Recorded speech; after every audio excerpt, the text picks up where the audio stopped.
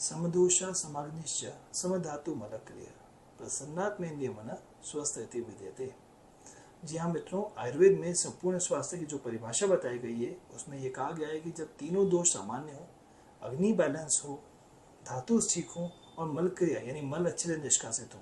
लेकिन साथ ही साथ आयुर्वेद में यह भी कहा गया है कि प्रसन्नात्म इंद्रिय मन यानी आत्मा, इंद्रिय और मन इनका भी प्रसन्न में यानी कि ब्लिसफुल होना बहुत जरूरी है।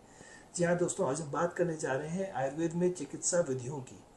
अक्सर हम यह सोचते हैं कि आयुर्वेद का मतलब है कुछ दवा ले लेना या कुछ पंचकर्म करा लेना, लेकिन ऐसा नहीं है। आयुर्वेद में जो चिकित्सा विधियां हैं वो 3 तरह से बताई गई हैं। पहली है युक्ति विपाश्य चिकित्सा, दूसरी है सत्वावजय चिकित्सा और तीसरी है दैव विपाश्य चिकित्सा।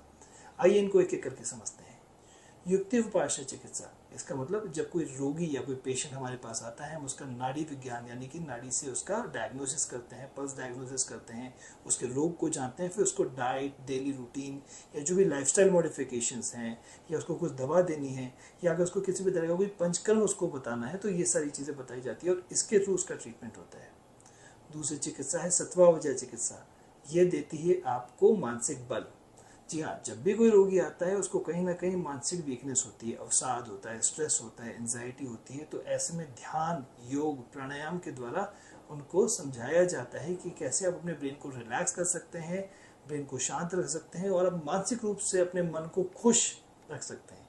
और तीसरी है दैव विपाश्य चिकित्सा। इसमें देवी देवताओं के द्वारा चिकित्सा की जाती है, यानी कि किसी भी तरह की यंत्र, मंत्र, पूजा, यज्ञ, किसी भी तरह की व्रत, इन सभी को इन्वॉल्व करके जो चिकित्सा की जाती है वो है दैवोपाश्य चिकित्सा।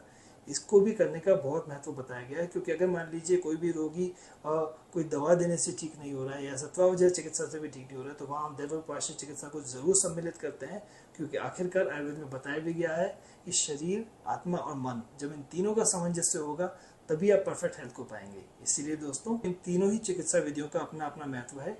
तो आयुर्वेद अपनाएं, स्वस्थ रहें और अपना ध्यान रखें।